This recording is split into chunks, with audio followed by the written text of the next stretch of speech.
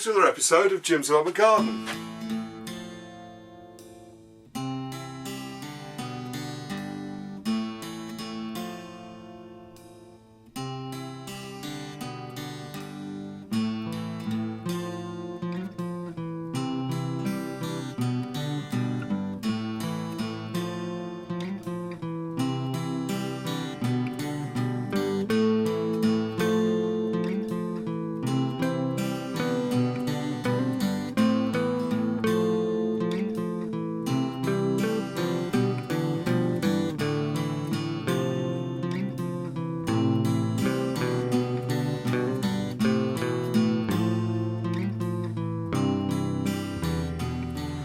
So just cooking on the Espalier trees.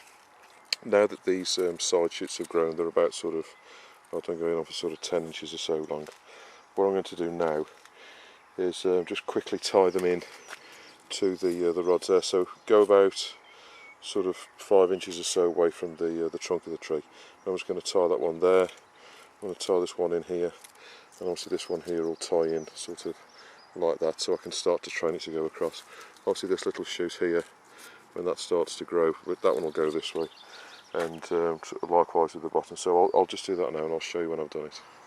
Okay, so as you can see, what I've done is I've tied it here and here, and basically the reason for doing this is whilst the shoots are still nice and young and supple and they'll move about, what you want to do is sort of bend them over to the side that you need, and obviously what you need to do is be gentle. That's why you're only putting a tie sort of after sort of 4 or 5 inches. I've actually noticed there's some ants on here for some reason. I don't quite know where the nest is, but anyway. So what you want to do is just, the ties are only sort of loose. They're not sort of tied in sort of really tight. But what you want to do is start to train the branches that way then, so before they start to sort of stiffen up and get a bit older, they'll be in the right kind of shape. So again, here's the Justibury. I've actually got some Justiburys on there. Again, I've sort of trained this branch this way, this one this way, and this one I've pulled that in, so it'll start to go along here. This one's a little bit short yet. I don't think that's quite long enough to go around. But again, here I've trained that one down. This one along here with a couple of ties. Again, the ties are only loose. They're not sort of holding it in really tight. This one I think I need to trim back a little bit, to be honest with you, but there's none really on there to tie back quite yet. These ones aren't sort of quite long enough. Then again on this one, this is the pear tree. As you can see, the ties are quite loose, but what it'll do two things. One, it'll stop the tree from kind of chafing against the wires, but it'll also, whilst the branches are nice and supple, it'll start to make them grow in the right direction. Now, the one thing I have noticed is that the wire is chafing against the metal pole for the weather vane. So what I'm going to do is just simply put a cable tie around there to stop it from sort of moving up and down, because what I don't want to do, I'm not too worried about the post, but this will start to sort of wear its way through the cable if I'm not careful. So just a quick note, obviously if you have got metal cable like this and it's rubbing against a metal post, just tighten so it doesn't move, and then obviously it won't sort of wear through. So I just want to do a few of the comments that have come over in the last week. The first one comes from Linda Penny, and she was saying that she's got an area of ground in her garden that's not been used for some time, and she says the ground's really sort of rock hard, and she can't sort of get in there. And what's the best way to improve the soil? To be honest with you, Penny, you've got to dig the soil. There's nothing really you can do to sort of get around it, really. I think the best thing I can advise you is wait till it's rained. So if we've had a wet period, the best time to do it is then. If you try and dig sort of hard, dry ground, it will be like, sort of breaking concrete up. But if you wait till it's rained, and we've had a bit of rain, the ground should be a little bit easier to dig then, to be honest with you. So wait till it's rained, give it a few hours just to soak in, if not a day or so, and then the ground should be a bit easier to dig. What I would suggest you do is when you're digging it, you need to obviously start at one end. What you need to do is only dig out, so if the spade goes in here, the next time the spade goes in is only sort of 4 or 5 inches behind that. Don't try and take out big chunks. Just sort of go in, dig it with a spade, not with a fork, because you're likely to break the fork, to be honest with you, because I've done that before where I've had ground that hasn't been dug for a while and I've been digging it over with a fork and I've actually broken the fork doing it. But with a spade, and then go back about sort of 4 or 5 inches, put the spade as far in as you can get it, and then obviously lift that out, break it up, and that's, you know, sort of do that bit by bit. I know it's not going to be an easy job, but unfortunately, you know, that's what you need to do. And you'll find that if you get a line that you've broken up, the next line will be easier. And so, you know, so if you go back as you're putting the spade through, it'll actually break it up. You know, it'll break up and sort of, you know, start to come apart. As soon as you've done that, what I suggest you do then is dig in a load of organic material, whatever you've got, compost, wood chippings, grass cuttings, whatever you've got, anything that you can sort of put into the ground to, you know, to improve it, the better, and the more the better. If you know, if you can get any manure or anything like that, dig that in. If you're not going to use the ground this year, obviously you can potentially put fresh manure in the ground if you're not going to grow anything straight away. Dig all that in, get it all broken up, and then leave that over the you know, the space of the summer, and then dig it back again, sort of, you know, sort of later in the year, sort of September time. Give it another good dig, and then that'll all sort of break it all up, and then hopefully, you know, come next season you'll be able to use that ground, if not later this season. That's the best thing I can advise you. The other thing that she said is she's got a composting bin, and the stuff that she's putting in, it seemingly isn't rotting, and you know, what's the cause of it?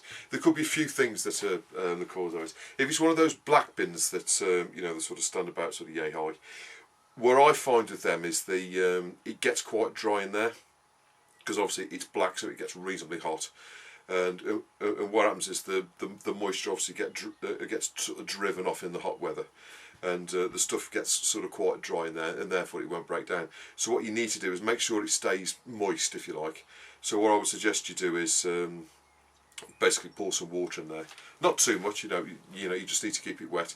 The other reason it could possibly be is you haven't got a lot of nitrogen in there. So what I would suggest, in all honesty, if I was you, what I would do is I'd take the you know, the composting bin off, and then put it next to it, and then basically with a fork dig the stuff that was in it back into you know, its new position.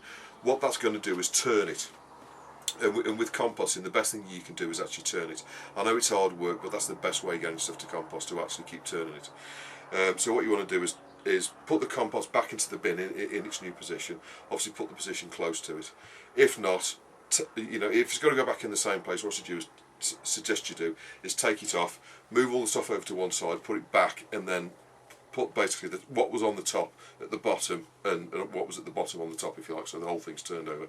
Mix it up, and then if you can get some used coffee from Starbucks or anything like that, you know, to put the nitrogen in there, or grass cuttings, put some grass cuttings in there, not too much because it can get a bit slimy if you're not careful. But what you need to do is mix that up as you're putting it in, mix it up, make sure it's nice and damp.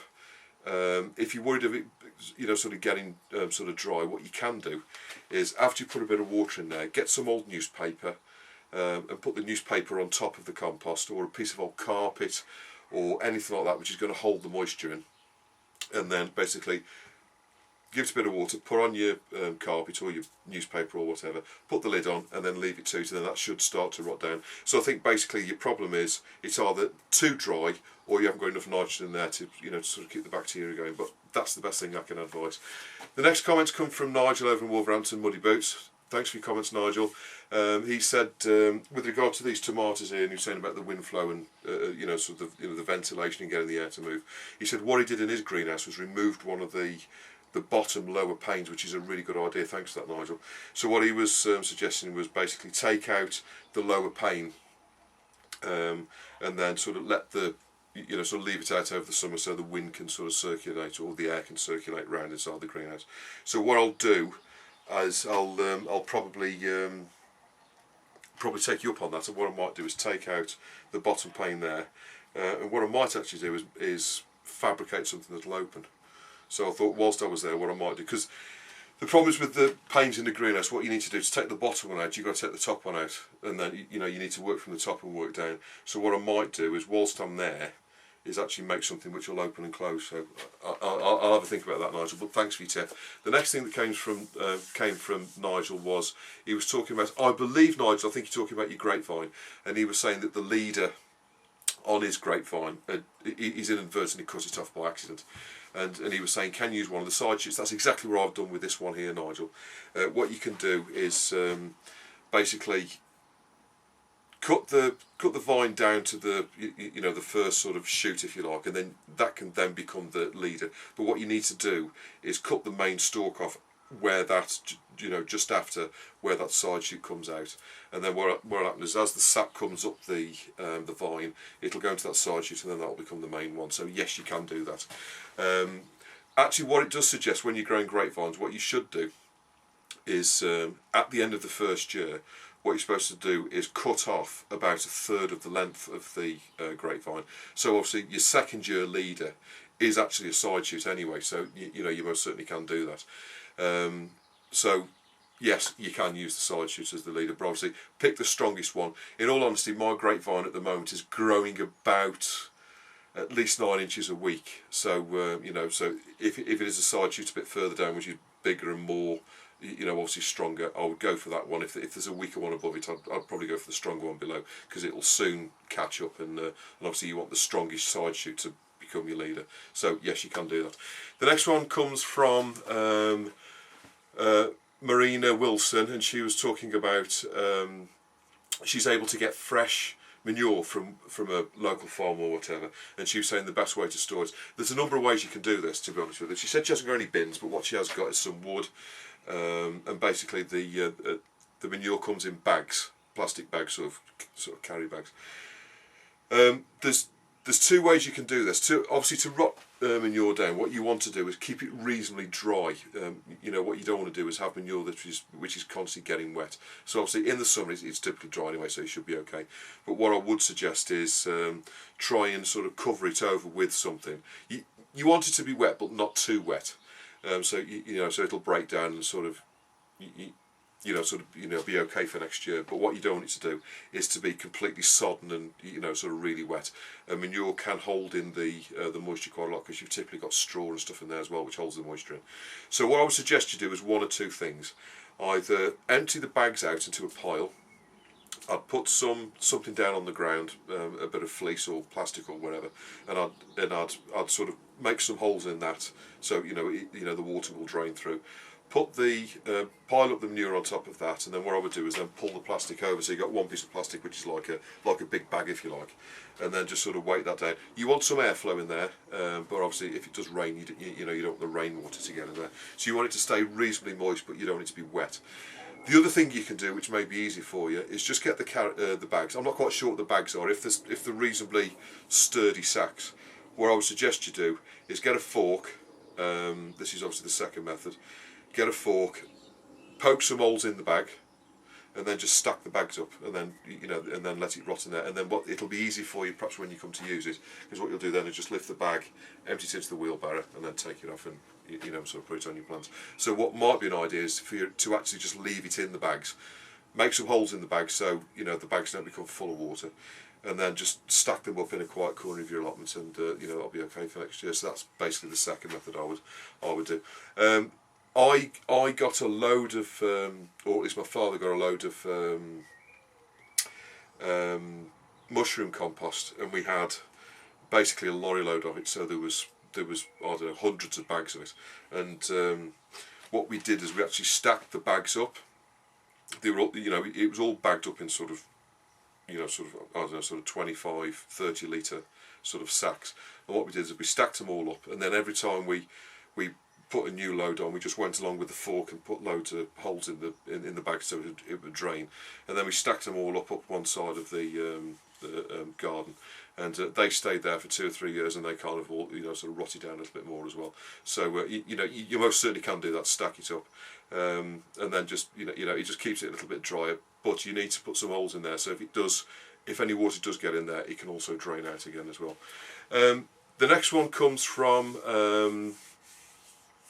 going back to Marina. She was saying, could she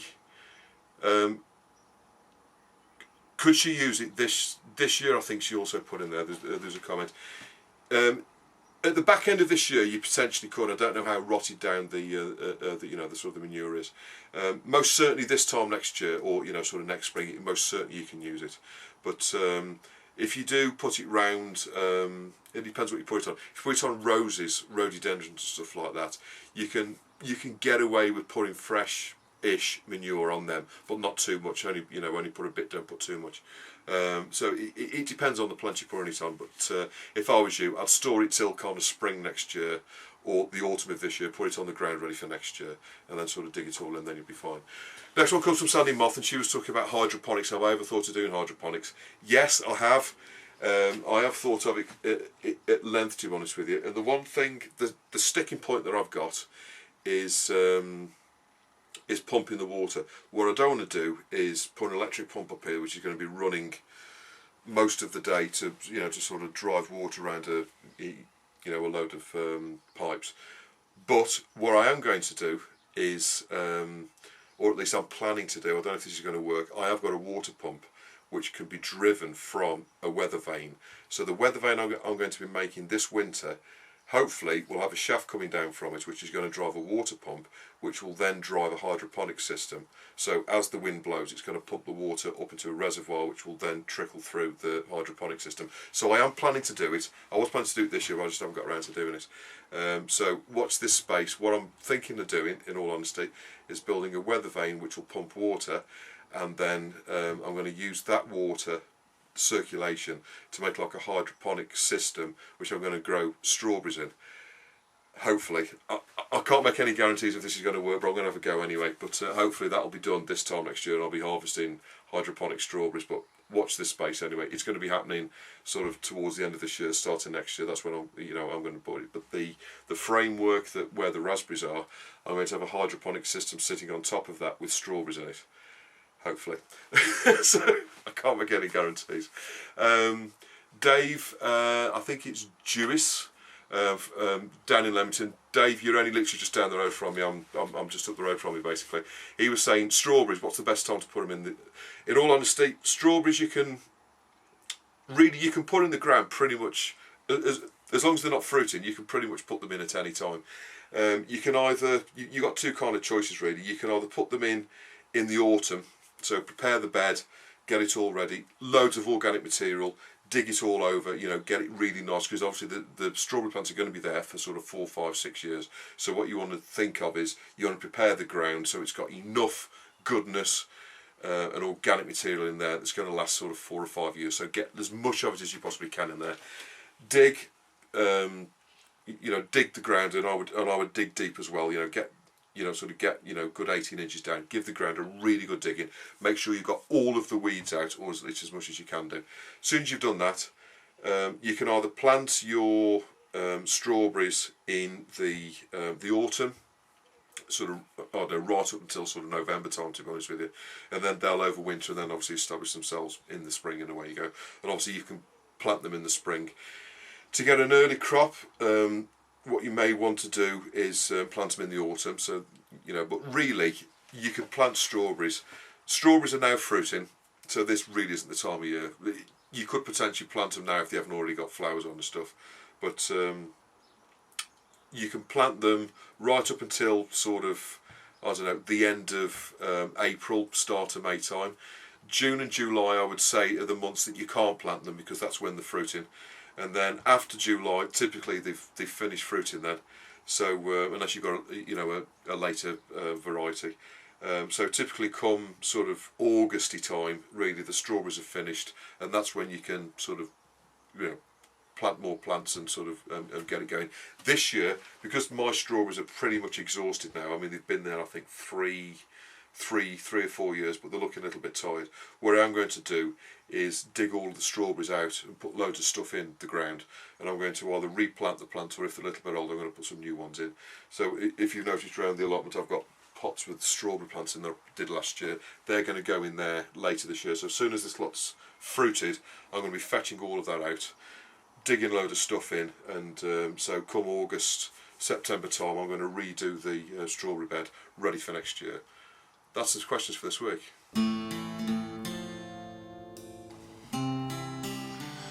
Okay, so just a really quick tip on basically breaking spot welds. Now this is a piece of house and fence that you saw in the last episode, and as you can see the actual grill is welded on in places, but it's quite weak. So the way I always break welds is if you use a this is just a wooden chisel, it's just an old one, because it does tend to sort of knoll the end up if you look at that, but you can always sharpen it again. But if you put that underneath the weld and tap it, what you'll find is the weld breaks quite easily. And obviously if you can do that, it's as you can see, that one's just broken there. So as you can see now, that's now released from the from the bars from around the edge. So if I can go around and sort of break as many of them as I can, then I can basically salvage more of the grill on the other side. However, the other side is a little bit more difficult, so I'll show you that now. So on this side, I've managed to, this one that's closest to you here, I've managed to break that just by, again, putting the chisel underneath. This one was a little bit more difficult, and unfortunately I've made a hole in the bar. But basically it's exactly the same principle. You put the chisel into the gap between the tube and the grill, and basically just drive it in with a hammer.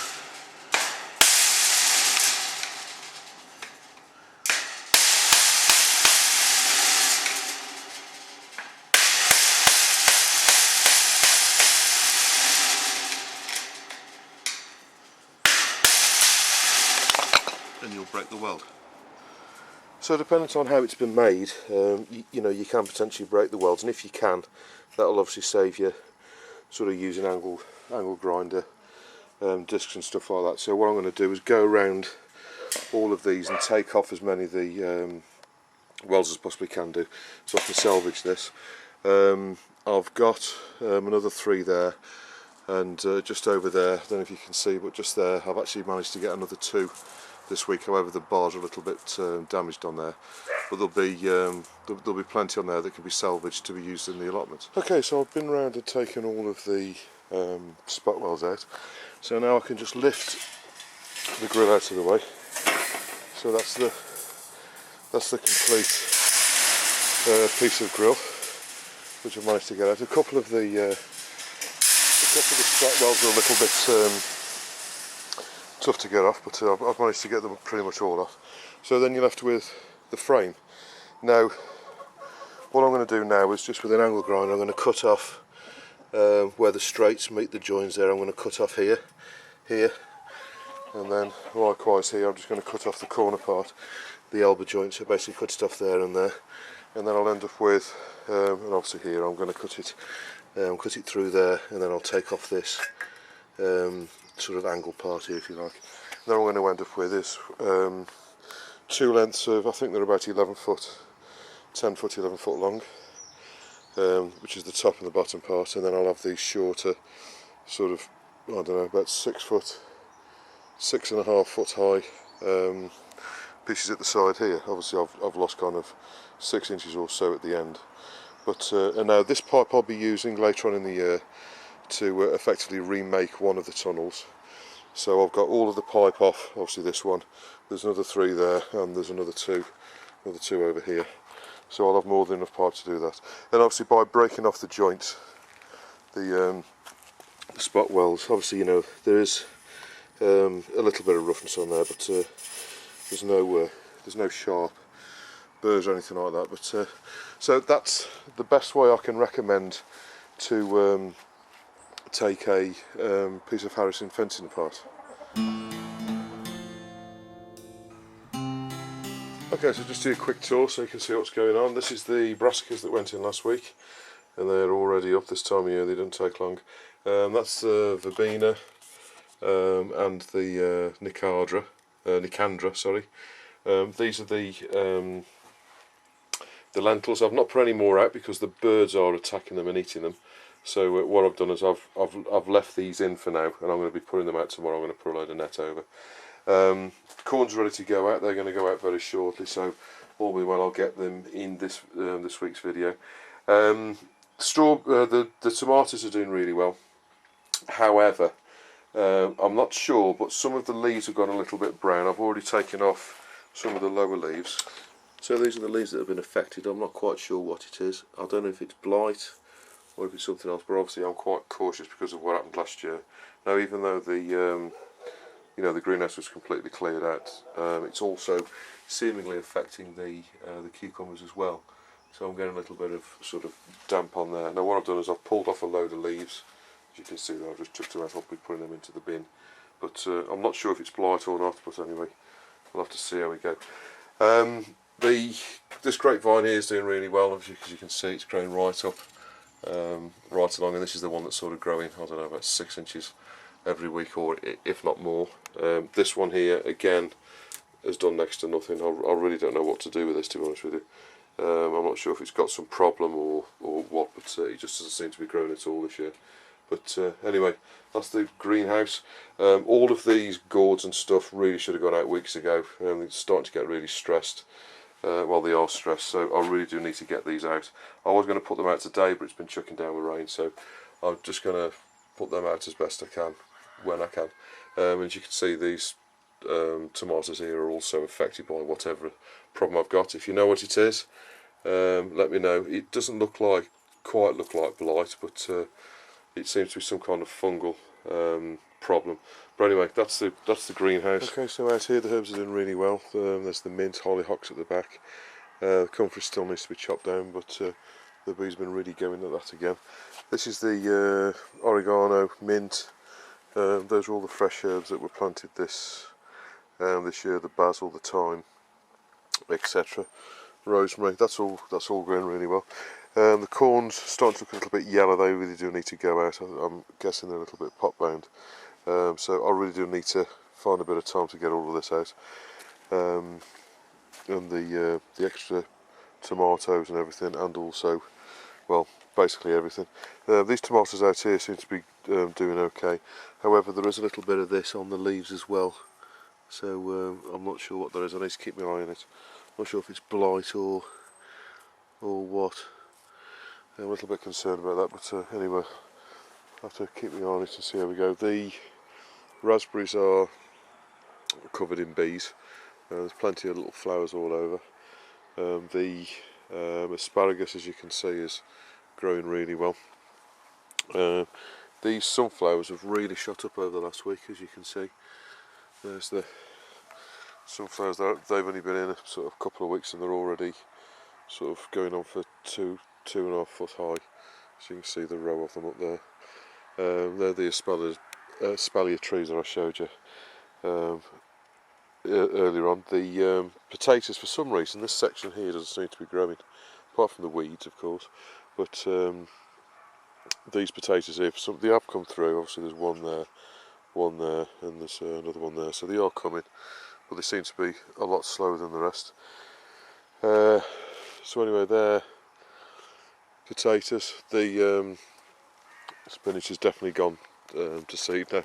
I've been taking some of that out over the other side, so I'm going to work across, dig all that out, and I'm going to put the pumpkins and stuff in along here. They're the sweet potatoes. They've started to, I don't know, they look a bit dark. I don't know if they're okay or not, but anyway, they're the potatoes, growing quite nicely. I'm still part way through weeding the onions. As you can see, I did that section a couple of weeks ago. This bit here, it's been hard work to honestly. I've been coming up and sort of doing half an hour a night. As you can see, the sort of patches that I've done, but I need to get that finished off. But with the weather and work commitments, I've not been able to do it as much as I would have liked to. That's the Nero kale. That's doing really well, and the other kale as well, the curly kale. They're starting to fatten up now, and the peas that we put in last week. I'll just quickly show you. We've had a load of rain today. We've had probably about 3 inches, if not more, of rain. As you can see, there are the peas. So finally, better success with peas. So they're coming through. I've watered them 2 or 3 times this week whilst it's been dry, but we've had a load of rain today, so I most certainly don't need them to water them today. The other sunflowers that went in the other day are doing really well, so they're also growing quite merrily along here. The broccoli, I've actually cropped some of it today.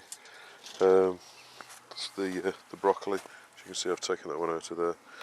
As you can see, the heads are basically ready to harvest, and they're all the same. They've come really early, but what I'm going to do is chop off, and you can see these smaller ones here. I'm hoping they're going to develop reasonably quickly, and then I've got another batch in the greenhouse ready. But as you can see, they've all gone over, and as I mentioned in the last video, Nigel over in Wolverhampton, he's also had a similar thing happen to him, so I can only assume it's the weather. These are the purple sprouting broccoli. As you can see, they're fattening up quite nicely. They look quite different from when I last videoed them, but they've really sort of bulked out, got nice big healthy leaves on. So I'm quite pleased with those. So that's the broccoli tunnel, if you like.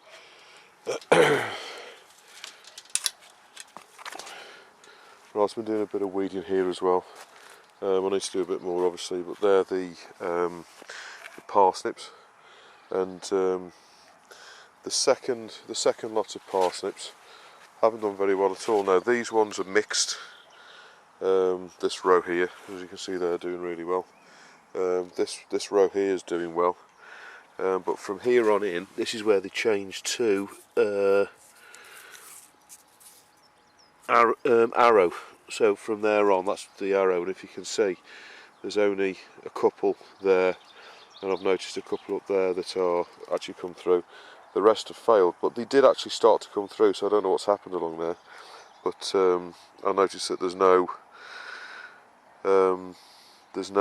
parsnips along there, so what I'm going to do is bob some more out of the parsnip propagator along there. But basically the arrow, for some reason, hasn't germinated, even though it was chitted and it was coming through. It just so these have done really well, but the next lot, which is the arrow, these first ones are, I can't remember which way around they were now. Oh, these are the Javelin F1. So these Javelin F1, in fact this one's done particularly well, but the Javelin's done fine, but the arrow unfortunately has not done very well. The Swede are doing really well. I'm quite pleased with how the Swede have come through.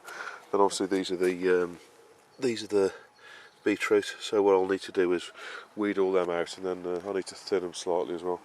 This is this year's spinach. As you can see, this is the spinach here, so I need to weed through again, but as I say, I've been doing it bit by bit as and when I can. The rhubarb's sort of gone down a bit now, to be honest with you. The winds that we had last week, it got a bit battered, as you can see, and quite a lot of it's kind of flopped over and stuff, so I mean it's not too bad, and I think this new fencing has protected it, but it's most certainly got a bit battered over the past week or so with the wind. I've had a bit of a nightmare with the pigeons, to be honest with you. The pigeons have been eating the chickpeas and the lentils. So what I'm going to have to do is I just quickly put these over the other night, but you can see how they've been picking off. You can see there, look how they've been picking off the little shoot heads. But I'm sure they'll recover.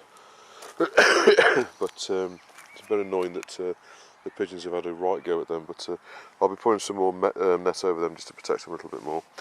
These are the calendulas at the front. And as you can see, the first few are starting to come.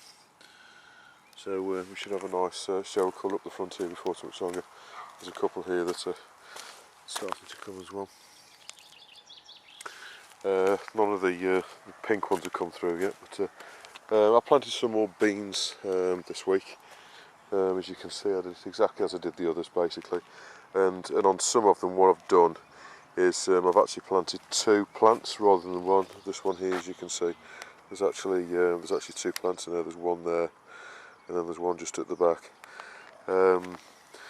I did that basically because they were slightly smaller, and I had a few plants left over, so what I've done, like here again, I've put 2 sort of next to each other, but they'll grow just the same and go up the poles. So these ones that went in first, this one here that's at about 6 foot, so they've grown quite well, but they're still quite thin. The lettuce, as you can see in the middle, That's fattening up quite nicely, so that'll be ready probably next week or possibly the week after. As you can see there, a few weeds coming in as well. The weeds have just been absolutely unbelievable. I haven't known weeds like this for quite some time, but I've got out as many as I possibly can do. These potatoes I really do need to go through. The potatoes, hopefully tomorrow I'll get a bit of time to go through with the hoe and just try and hoe down as many of the weeds as I possibly can do, because it gets to the point where the potatoes get to kind of this big and you're sort of struggling to get up the rows to sort of weed them without actually damaging the plants. And because I knew it was going to be raining today, I didn't hoe it, because I thought, well, you know, if I hoe them down they're just going to grow back again. So now I know it's going to be dry for the next few days. I'll leave these to dry overnight, and then I'll go up there with the hoe tomorrow hopefully and sort of get all them out. So that's the this is where I've been chopping down the spinach. So I've got that out. I've basically been giving this to the chickens. The chickens quite partial to spinach, so I've been giving them a load of that every night, and so they've been eating that. So, but to be honest with you, I really do need to get all this out tomorrow. So what I'll probably do is just dig all this out and pile it all up in the chickens, and they can sort of help themselves to it, as it were. But I need to start putting in the pumpkins and squashes and stuff along there. So, thank you for watching this episode of Jim's Allotment Garden. Please don't hesitate to put any comments you've got or any questions you've got below, and I'll always get back to you. And I'll see you on the next episode of Jim's Allotment Garden.